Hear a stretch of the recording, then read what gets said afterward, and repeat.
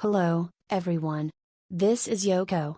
I often feel that accurate information about what is happening in China doesn't always reach countries outside of China through traditional channels. Therefore, I've decided to share information I've gathered in English on this channel.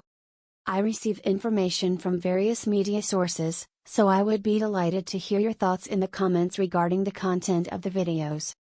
As English is not my native language, I use an AI speaker to generate the audio to ensure that I convey information accurately. If you like what you hear, please consider subscribing to the channel and showing your support. Today, I'd like to talk about the audacity of the Chinese Communist Party. They have been demanding that Japan participate in monitoring the release of treated water into the ocean. They are also urging Japan to take a responsible stance. However, it's important to note that the Chinese Communist Party consistently spreads false information, engages in propaganda, and makes scientifically unfounded claims. The safety of treated water should be entrusted to responsible individuals who adhere to established principles.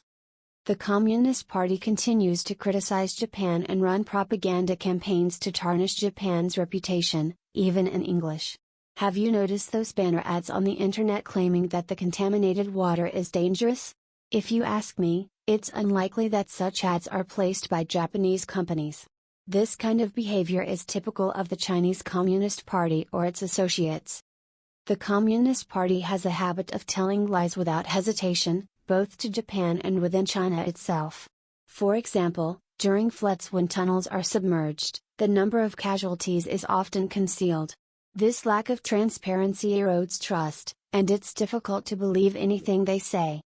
Furthermore, the Communist Party has demanded that Japan take a responsible stance. But what about the responsibility for diseases originating in China? When Australia suggested investigating the origins of COVID-19, the Communist Party imposed economic pressure on Australia. They should take a responsible stance internationally before making demands of Japan. China's approach to public health and infectious diseases is concerning. If there's a problem within China, one could argue it's China's own issue to deal with. But once a disease spreads within China, it becomes a global problem. China has repeatedly acted against those who speak out or try to investigate. The Communist Party's actions are not in line with responsible behavior. When it comes to monitoring Japan's treated water, it's absurd. Japan's government and businesses should stop this appeasement. Japan needs to take a stronger stance and prioritize the safety of its citizens and the environment. Regarding the recent statement by the German foreign minister calling Xi Jinping a dictator, it's a fact that the Communist Party is ruling China with authoritarianism. The context was discussing the Ukraine situation, where the German foreign minister stated that if Putin were to win, it would benefit other dictators like Xi Jinping. It's a reality that the Communist Party doesn't want to acknowledge. In conclusion, Japan needs to assert itself more and not be afraid of the Communist Party's pressure.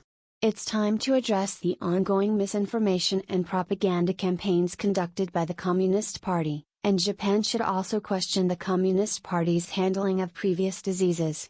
Japan should demonstrate that it won't be pushed around and prioritize its own interests and values. That's all for today's discussion. Until next time, take care.